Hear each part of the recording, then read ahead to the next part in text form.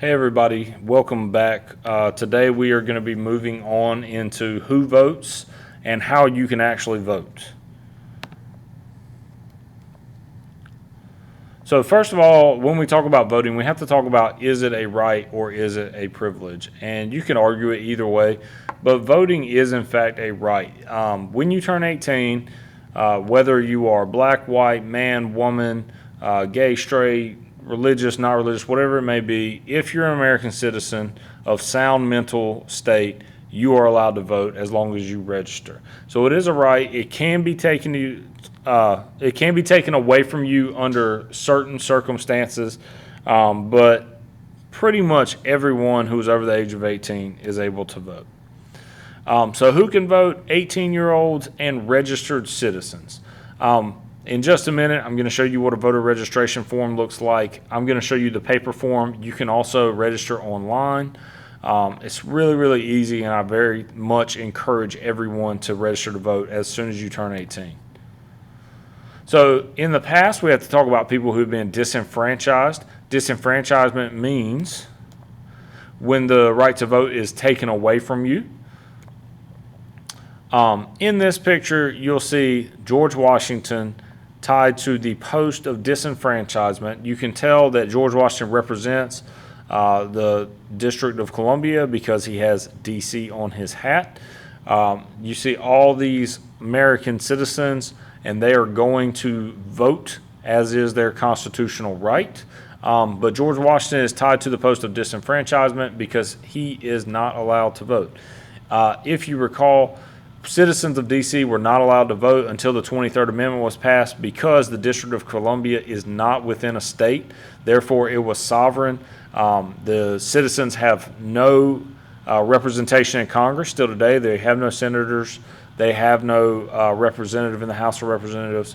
But they argued that they were being taxed by the federal government, and that is taxation without representation.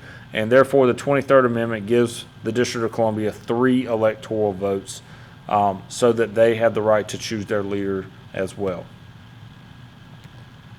All right.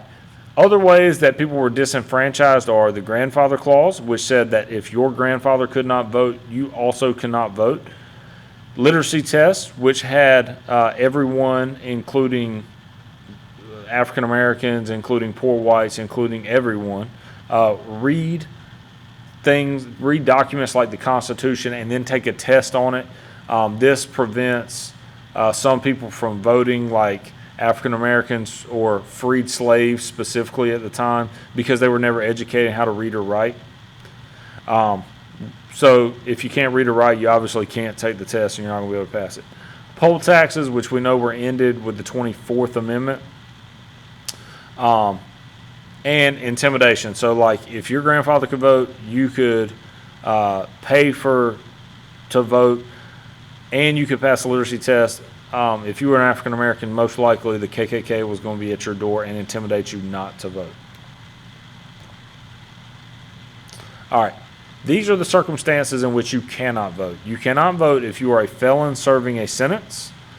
In North Carolina, once you get out of jail or you are no longer on parole, no longer on probation, it is considered that you have paid your debt to society and you are allowed to re-register to vote. You cannot vote if you're mentally disabled or under the age of 18 years old. And remember, it was changed, the voting age was changed to 18 years old from 21 because of the Vietnam War. So how do you vote?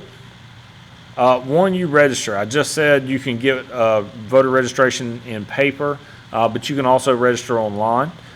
If you get a paper, you just have to mail it to the North Carolina Board of Elections, and then they will send you a voter registration card.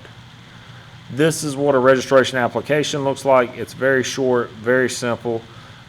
They do need your address just because they have to put you in the right mailing district.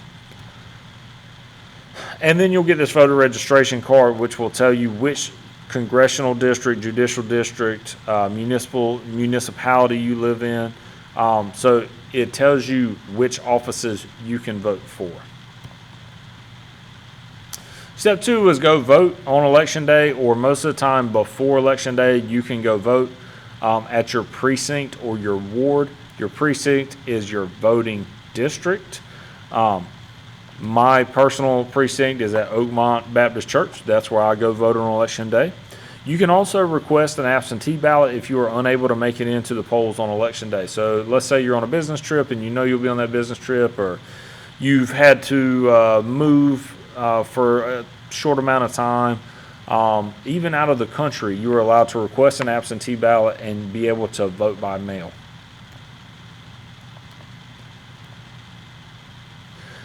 This is a picture of how it looks inside of a voter or a voting polling place. It's very simple. There's just a trifold cutout.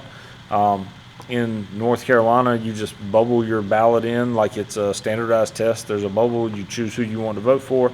Then you run it through a machine and it counts your vote. Step 3 is fill out your ballot. And there are 2 ways to fill out your ballot. You can vote straight ticket, which means that you will vote for every candidate from a specific party, so typically Democrat or Republican.